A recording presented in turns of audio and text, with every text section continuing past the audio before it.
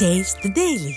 தூத்துக்குடியில் கத்தி, அரிவாள் போன்ற பயங்கர ஆயுதங்களுடன் சுற்றித் திரிந்த 9 ரவுடிகள் பிடிபட்டனர். மாநகர் பகுதியில் சந்தேகத்திற்கிடமாக சுற்றித் திரிந்த 9 பேரை பிடித்து விசாரணை செய்ததில் அவர்கள் சட்டவிரோத செயல்களில் ஈடுபட்டது தெரியவந்தது. இதையடுத்து கத்தி, அரிவாள் போன்ற பயங்கர ஆயுதங்களை மறைத்து வைத்திருந்த நிலையில் 9 பேரும் பிடிபட்டனர். விடியா திமுக ஆட்சியில் ஏவல் துறை கும்பகர்ண தூக்கத்தில் உள்ளதால் சமூக விரோதிகளும் ரவுடிகளும் சுதந்திரமாக சுற்றித் திரிந்து பொது அமைதிக்கு அச்சுறுத்தல் ஏற்படுத்தி வருவதாக மக்கள் குற்றம் சாட்டினர்.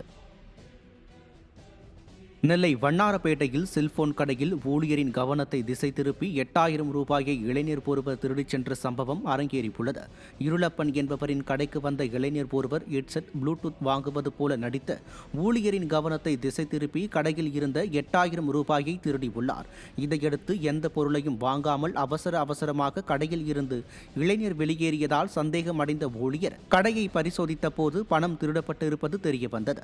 இதையடுத்து சிசிடிவி ஆதாரத்துடன் பாளையங்கோட்டை காவல் நிலையத்தில் ஊழியர் புகார் அளித்துள்ளார். நிர்வாக திறனற்ற ஸ்டாலின் ஆட்சியில் காவல்துறை மீது துளியும் பயம் இல்லாததால் குற்ற சம்பவங்கள் அதிகரித்து வருவதாக பொதுமக்கள் குற்றம் சாட்டியுள்ளனர்.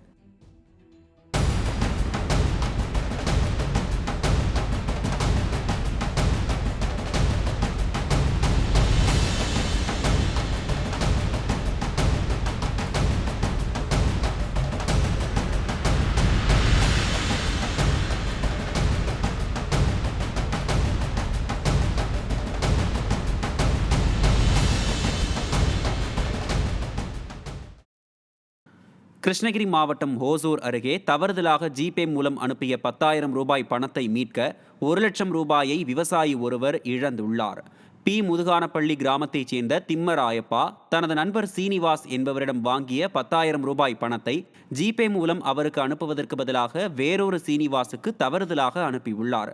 பின்னர் அவரை தொடர்பு கொண்டபோது அவர் சரியாக பதில் கூறாமல் தொடர்பை துண்டித்ததால் 1930 என்ற எண்ணிற்கு அழைத்து புகார் அளித்துள்ளார். எதிர்முனையில் பேசியவர் ஒரு நம்பரை கூறி ஜிபேயில் 1 ரூபாய் அனுப்ப சொல்லியுள்ளார்.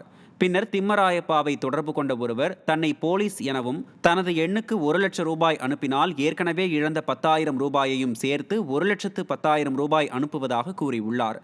அதனை நம்பி 1 லட்சம் ரூபாயை திம்மராயப்பா அனுப்பிய நிலையில் கூறியபடி பணம் மீண்டும் வராததால் இது குறித்து புகார் அளித்துள்ளார்.